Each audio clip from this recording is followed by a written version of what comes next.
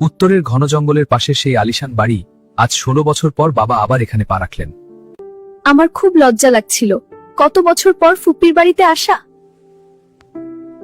রুমি মা, এভাবে চুপ করে কেন বসে আছিস? যা, তোর ফুপ্পির সাথে গিয়ে গল্প কর।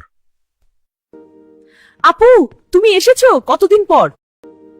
আপু, তুমি এসেছো কতদিন পর? তুমি জানো এই বাড়িতে আমি কত একা। তোমাকে খুব মিস করি ফুপ্পি।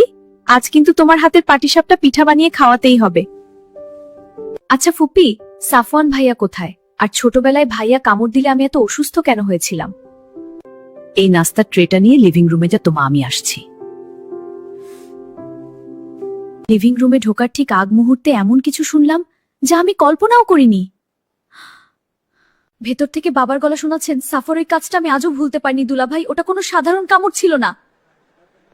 আমার মেয়েটা মরে যেতে পারতো। সাফওয়ানের ভেতরে যে হিংস্রতা সেদিন দেখেছিলাম তা কোনো স্বাভাবিক বাচ্চার হতে পারে না। কি হলো আপু, দরজার সামনে দাঁড়িয়ে কি করছো? ভেতরে যাও না। কিছু না রে শাফিন, তুই আয়। আমাকে স্বাভাবিক হতে হবে, কিন্তু বাবার ওই কথাগুলোর মানে কি? সাফওয়ান ভাইয়া কেন আমায় ওভাবে কামড়ে দিয়েছিল? ছেলে আমার আজও অপরাধ বোধে ভোগে। দেশে আসার পর থেকে ও চিলেকোঠার রুমে থাকে। ওর মা ওকে চোখের দেখা দেখেনি কতকাল তার। আমার আজও অপরাধ বোধে ভোগে। দেশে আসার পর থেকে ও চিলেকোঠার রুমে থাকে। ওর মা ওকে চোখের দেখা দেখেনি কতকাল তার হিসাব নেই। আমার ছেলের জীবনটা শেষ করে দিল ওই লোকটা। আমি ঘৃণা ভাই ভেঙে পড়ি না। আমার মেয়ের ওই অবস্থা দেখার পর আমি আর কিছু ভাবতে পারিনি। কি চলছে এখানে? সাফওয়ান ভাইয়া কারোর সাথে কথা বলেন না কেন? আর ফুপ্পা কার কথা বলছেন? কাকে ঘৃণা করেন উনি? কি রে, বাইরে দাঁড়িয়ে আছিস কেন? ভেতরে যা। রুমির সেকেন্ড ইয়ারের পরীক্ষা সামনের মাসে, তাই মেস দেখতে এসে ভাবছি পরীক্ষার এই 1-2 মাস মেসেই থাকুক। সে কি, আমরা এখানে থাকতে রুমি মেসে থাকবে কেন? তুই কি পাগল হয়ে গেছিস শামসুল? ও আমার এখানেই থাকবে। আর তুই যেটার ভয় পাচ্ছিস সেটা হওয়ার কোনো সম্ভাবনা নেই।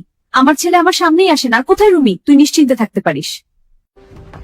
মামা রাজি হয়ে যাও না প্লিজ, রাজি হয়ে যাও মামা, প্লাস প্লিজ। রুমিমা, তুই কি চাস বল? তুই থাকতে চাইলে থাকবি। ইয়েস। সাবধানে থাকিস মা, আমার মেয়েকে দেখে রাখিস।